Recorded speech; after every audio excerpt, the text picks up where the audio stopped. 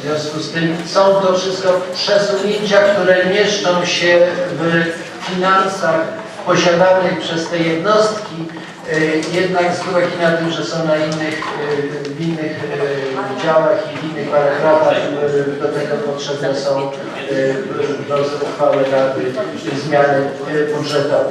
Jedyną zmianą, która jest tutaj jakby innej natury, to jest kwota 40 000 złotych w inwestycjach, która zostaje jakby dołożona do tych wydatków inwestycyjnych z uwagi na to, że nastąpiła awaria UPS-a, który obsługuje cały urząd gminy.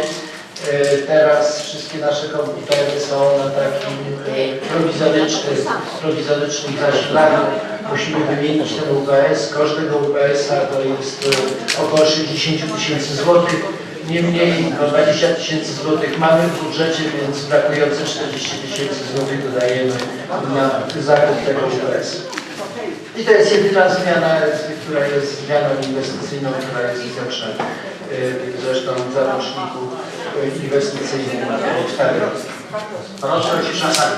I to wszystko właściwie, także wszystkie zmiany, tak jak jeszcze raz mówię, mieszczą się w budżetach jednostek oświatowych, poza jednym elementem, to znaczy tymi 4 składami. To wszystko, Panie. To wszystko. Dziękuję bardzo za wyjaśnienia, Panie Radny. Wystarczające wyjaśnienia? Dziękuję bardzo. Nie mogę dodać, ja wiem tyle tylko, że awaria oczywiście UPS-a jest awarią, tak, trzeba odpowiedzieć. O tyle te zmiany w tym, no tak jak Państwo widzicie, my teraz dostaniemy taki plik materiałów, tak, nadrukowany tym.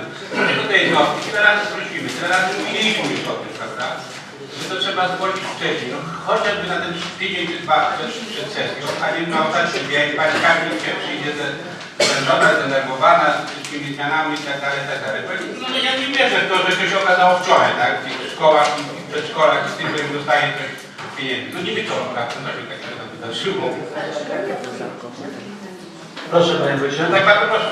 Ja rozumiem i zresztą moja jakby irytacja, jeśli chodzi o takie w ostatniej chwili porządkowanie finansów jednostek oświatowych jest no, dość irytująca, ale no, niestety co roku z nią się spotykamy. Jeśli chodzi o dokładne określenie tych kwot wydatkowanych, szczególnie na wynagrodzenia, pochodne od wynagrodzeń, dodatkowe wynagrodzenia, które są tam już też finansowane. Dlaczego do tych różnic dochodzi? Otóż karta nauczyciela wprowadza pewne elementy, w związku z którymi nie można przewidzieć kosztów wynagrodzeń nauczycieli i kosztów wydatkowanych na pracę nauczycieli w sposób jednoznaczny na początku roku. Wynika to z faktu, że w trakcie roku szkolnego następuje awans zawodowy nauczycieli poprzez te no, egzaminy, do których ci nauczyciele podchodzą. I w wyniku awansu zawodowego następuje zmiana ich wynagrodzeń i są to dość wysokie koszty. Tak samo trudno jest przewidzieć różnego rodzaju przejścia nauczycieli na przysługujące im urlopy, takie roczne na poratowanie zdrowia, dlatego że no, nie zawsze ci nauczyciele w sposób odpowiedzialny wcześniej, z wyprzedzeniem przynajmniej półrocznym o tym nas informują. Bo trzeba wiedzieć, że rok szkolny no, jest od września do czerwca, w związku z tym nie pokrywa się z rokiem kalendarzowym, w związku z tym są tutaj pewnego rodzaju różnice. Jak również oczywiście są jeszcze tego różnego rodzaju elementy, jeśli chodzi o nagrody jubileuszowe, które również są nie do końca tutaj możliwe do określenia wcześniej, jak również inne pochodne płacowe, tak jak dodatek wiejski i dodatek mieszkaniowy, które z uwagi na charakter naszej gminy, jako gminy wiejskiej nauczycielom przysługuje. I o te dodatki nauczyciele też występują w trakcie roku kalendarzowego, roku szkolnego, przepraszam. W związku z tym często nauczyciel jest zatrudniany nowy na przykład we wrześniu i jakby to wynagrodzenie jego jest inne od tego planowanego. Stąd rzeczywiście trudno jest na dzień 1 stycznia określić, jak będzie wyglądał rok wynagrodzenia i wydatki dla jednostek oświatowych, z uwagi na to, że bardzo znacznie się zmieniają te elementy 1 września danego roku na rok następny. Wchodzimy w nowy rok szkolny zupełnie z innymi parametrami tego roku, nie mówiąc już o tym, że w trakcie roku szkolnego również przybywa tak zwanych orzeczeń. W ramach tych orzeczeń muszą być zatrudniani nowi nauczyciele, nauczyciele wspomagający. W związku z tym jakby wzrastają koszty głównie wynagrodzeń, które musimy tam realizować. I stąd to takie niedookreślenie, które jest z jednej strony irytujące, z drugiej strony usprawiedliwione tym, co przed chwilą powiedziałem. Dziękuję. Ja zgadzam się z wszystkimi argumentami. I wyrażam proszę podziw dla Pana wyrozumiałości. Nie wierzę, że jakiekolwiek sytuacje naszą między tamtym czwartkiem a dziś. O tym tylko mówię, tak? Że to powinno być zgłoszone, żebyśmy mieli to w materiałach, żebyśmy mogli sobie to na to tydzień popatrzeć.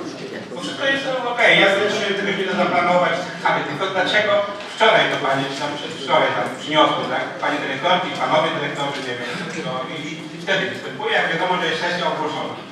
Dlaczego nie można zrobić tego 2 tygodnie wcześniej, tydzień wcześniej? No tyle, dziękuję. Będziemy starać się wprowadzić taką zasadę, że w ostatnim miesiącu roku kalendarzowego, czy w ostatnich 2 miesiącach roku kalendarzowego w ogóle nie będziemy robić żadnej zmiany tej natury, bo naprawdę można już w miesiącu październiku wszystkie te elementy przewidzieć dokładnie do końca roku, bo już po 1 września przez 2 miesiące naprawdę jest czas, żeby sobie dostosować budżety do nowego roku szkolnego. Także tylko, że proszę wierzyć, my z tymi ludźmi współpracujemy od lat. Jak przychodzą, to jak Państwo przychodzicie do Pani Liwiatnej i do mnie, to też rozmawiamy, prawda? I trudno odmówić i być taką osobą bezwzględną i to sobie nie ma, żeby rzucić za drzwi, powiedzieć, co nie da. Nie da, a jak się zrobi już jedno ustępstwo, to robi się i kolejne. Dziękuję, Szanowni Państwo. Jeszcze tak. Mój wniosek będzie o zdjęcie z porządku obrad punktu 18. Wynika to z rozmowy z Panią Mecenas i konsultacji. Niestety jako Rada Gminy Kosomowi dotrzymaliśmy terminu wymaganych ustawowo i taka uchwała będzie zaskarżona przez wojewodę i nawet uchylona, także nie chcę tutaj... 16 stary uchwały, ja przepraszam, że wziąłem sobie na porządek, to będzie punkt 16, tak. Mówię o uchwale dotyczącej wyborze ławników. Może jeszcze poproszę Panią Mecenas o dokładniejsze wyjaśnienia, ale co jeszcze możemy zrobić, żeby ewentualnie tę sytuację naprawić? Państwo Przewodniczący, Wysoka Rado, wybór ławników odbywa się na podstawie ustawy o ustroju sądów powszechnych. W ustawie tej napisane jest, że ławników na następną kadencję wybiera się do końca października w roku poprzedzającym kadencję. Jest to termin zawity, nie można go przywrócić.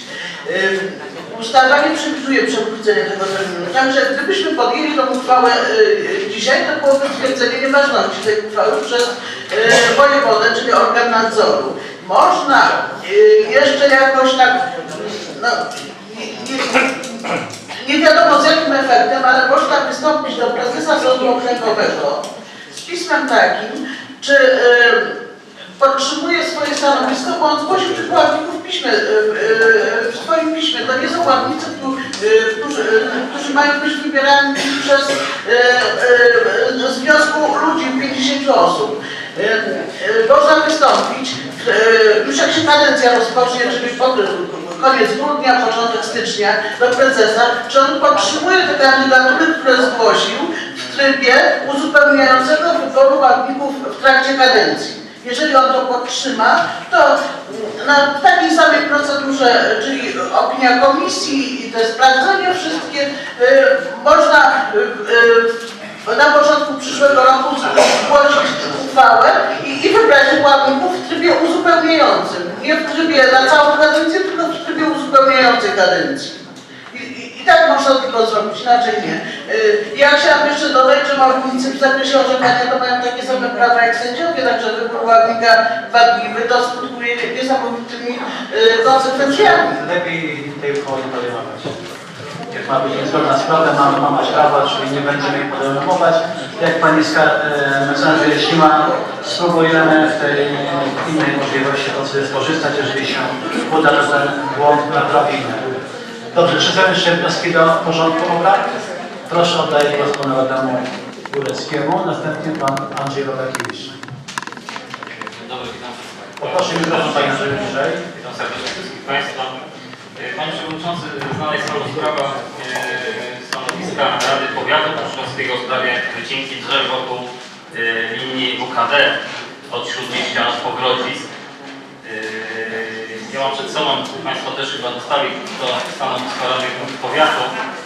Dzisiaj na komisji komisja jednogłośnie zwróciła się z wnioskiem do Państwa, do Rady Gminy o umieszczenie tego w porządku dzisiejszej sesji, czyli poparcia jak gdyby stanowiska Rady Powiatu w tym wyżej wymienionym temacie. Prosilibyśmy, żeby jednak zrobić to właśnie na tej sesji, żeby poprzeć, dlatego że tam chyba pani radna z naszego terenu, pani Martiniak, prosiła, żeby to zrobić jak najszybciej ze względu na to, że oni potrzebują jak najwięcej uchwał czy stanowisk innych gmin też z terenu powiatu pszczółkowskiego w tej sprawie. Także bardzo proszę o umieszczenie to w dzisiejszym porządku obrad. Dziękuję. Poproszę tak, tytuł proponowanego punktu. No właśnie, chciałbym powiedzieć, czy to może być uchwała, czy to tylko jest Stanowisko popierające uchwałę. stanowisko popierające uchwałę? Tak. Pani mecenas, proszę. Według naszego statutu do podjęcia stanowiska nie jest przewidywany tryb uchwały, czyli może być bez uchwały. Może być bez uchwały. Ale może też być uchwała, tak? No ale to trzeba uchwałę napisać, a nie ma jej. No, nie Pani, mogę wyjść na godzinkę i komputery pogrzewać jakieś stanowisko, To pan Andrzej, powołać się na paragrafy, które obowiązują w naszych... Panie Andrzeju, w związku z tym, jeżeli pan proponuje takie rozwiązanie, proszę bardzo, daję panu honorę. No to nie, to w takim wypadku rezygnuję, bo widzę, że to jest taki wielki problem. Poproszę w takim wypadku o ten punkt, może w ten sposób, podjęcie stanowiska Rady Gminy Raszyn w sprawie poparcia, no właśnie, to takie stanowiska powiatu, Rady Powiatu proszę, w sprawie wycinki drzew rosnących wzdłuż linii kolejowej WKD. No i tak nie pasowało stanowiska do stanowiska na... Proszę podyktować, pani Katarzyna, po kolei, jeszcze raz, powolutku. Czyli punkt, tak? Tak. Podjęcie stanowiska Rady Gminy Raszyn w sprawie... W przedmiocie może napiszemy.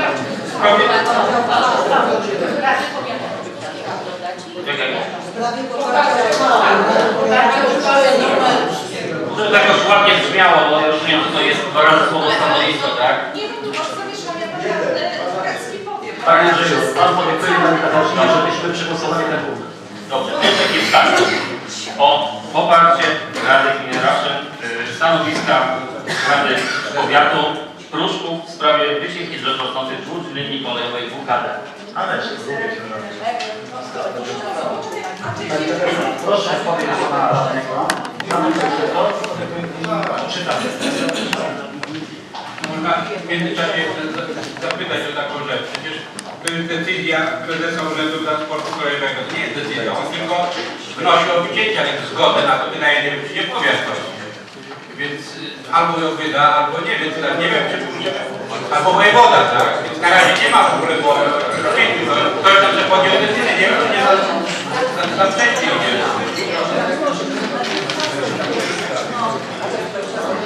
Nie znam sprawy. Pobieramy, tak, oczywiście. Mówię, że tu nie ma jeszcze takiej decyzji o wycięciu, tak?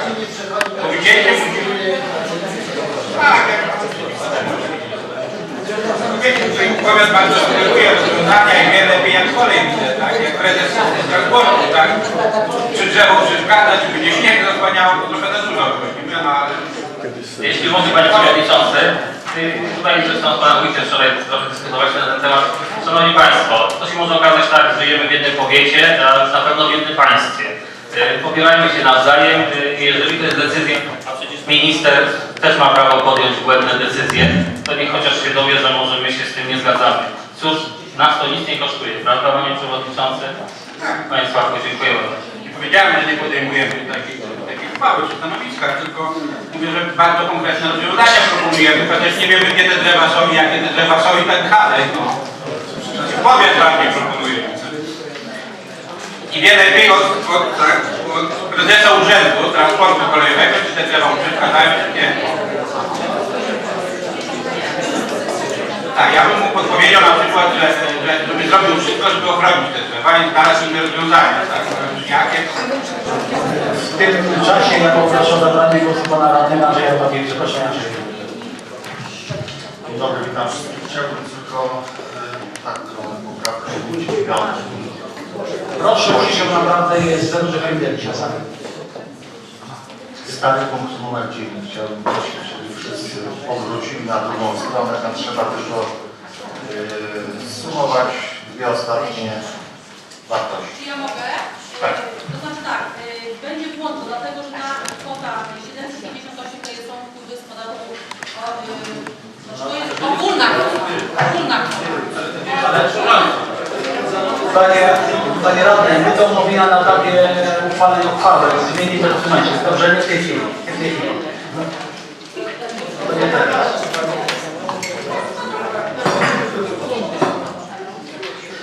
Szanowni Państwo, to jeszcze ja pozwolę tutaj zająć Państwu czas. W czasie posiedzenia Komisji Sportu i Współpracy z organizacjami pozarządowymi omawialiśmy jedną z uchwał, które w tej chwili obowiązują na terenie gminy Raszyn, dotyczące indywidualnych nagród za wyjątkowe osiągnięcia, wybitne osiągnięcia sportowe. I w wyniku, pomimo że uchwała spełnia wszelkiego rodzaju wymogi prawne, ale z analizy tej uchwały i sposobu jej wykonywania przez pana wójta doszliśmy do wniosku, że tą uchwałę, przecież ja byłem inicjatorem tej uchwały, i po analizie tej uchwały, że ona zawiera sporo kontrowersji dotyczących sposobu wypłacania tych indywidualnych nagród. I sądzę, że złożę dzisiaj do Państwa, do Rady Szanownej wniosek o uchylenie tej treści uchwały, a my w szybkim trybie podejmiemy działania, żeby tą uchwałę poprawić, żeby faktycznie ona spełniała te wymogi, które nie będą kontrowersyjne i będą ułatwiały panu wójtowi ewentualnie nadawanie tych indywidualnych nagród.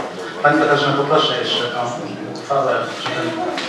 Wiem, Pani Mecenas, proszę, chcę przypomnieć radnym, tak, mamy przygotowaną uchwalającą na razie, bo nie chcę na chybcika robić uchwałę, która może znowu być źle dopracowana i doprecyzowana. Ona była przez wojewodę raz uchylana i my żeśmy ją jeszcze raz opracowywali, jednak mówię, pomimo tego, że spełnia wszelkiego rodzaju wymogi prawne i nie podlega jakby tutaj pod dyskusję sposób jej funkcjonowania ze względu prawnego, jest to uchwała podjęta przez 28 maja 2015 roku w sprawie określenia szczegółowych zasad trybu przyznawania oraz rodzaju i wysokości nagród gminy Raszyn dla osób fizycznych za osiągnięte wyniki sportowe.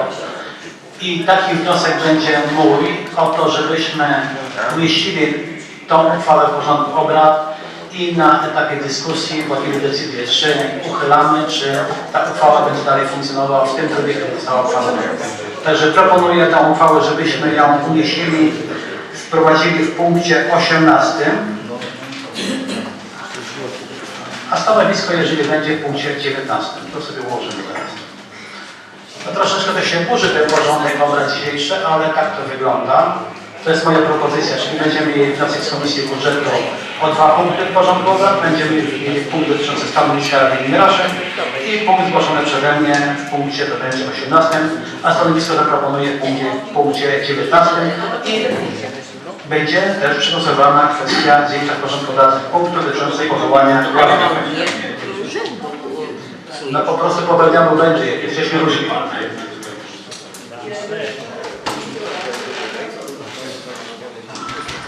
Teraz tak, poproszę o czytanie tytułu punktu dotyczącego stanowiska Rady Gminy dotyczącej wycinki. Możemy przyjmować. Popierające? Nie, ale stanowiska To co wynika z ustawy. żeby nie było dwa stanowiska. Szanowni Państwo, 40 minut ustalamy porządek obrad.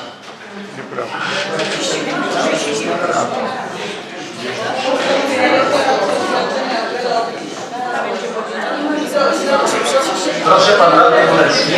Panie Przewodniczący, proszę nie zarzucać. Tutaj bo czasami mogą być i dłużej, że tak powiem, porządek obrad może być taki. Nie, ja biorę uwagę to, że część radnych wyjdzie mi z sali na koncert, Panie Dydykę, dlatego tylko przypominam, że nie było sposobu. No, coś na to jest szans.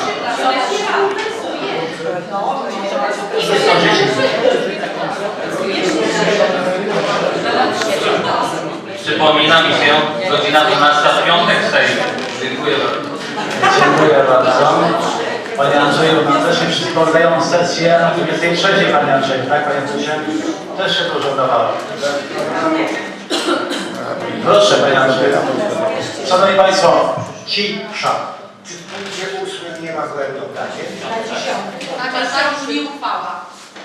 Dlatego, że ona funkcjonuje od 2010 2010 roku jest niezmieniana.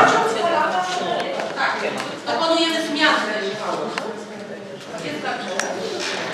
Czekam na konsultację Pana Sławka z Panią Katarzyną i jeszcze raz odczytamy ten tytuł stanowiska.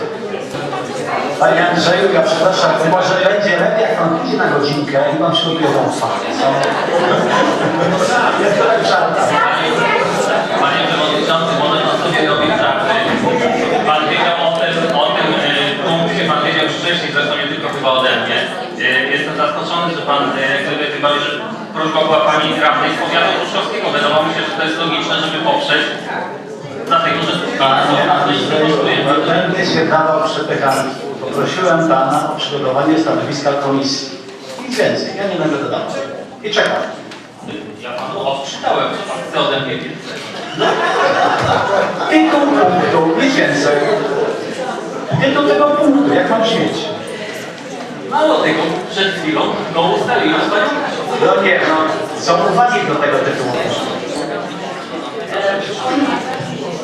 Stanowisko Rady Gminy Raszyn popierające uchwałę Rady Powiatu Krzyżówskiego z dnia 29 sierpnia 2015 roku dotyczącą stanowiska w sprawie wyścignięcia sądzących wzdłuż linii kolejowej w Paryżu. Czy są uwagi do takiego punktu? Nie ma. Nie ma, dobrze. Dyskusję może go poprawimy wreszcie. Przepraszam, to tylko żarty. Mamy tytuł punktu. Proponuję w punkcie 19 porządkowym. Dobrze, przechodzimy teraz do głosowania. Złożonych wniosków. Pierwszy był wniosek z Komisji Budżetu. Kto z Państwa radnych jest za wprowadzeniem w punkcie 10 porządku obrad uchwały w sprawie zmian w budżecie gminy Raszyn na rok 2015? Proszę podnieść rękę.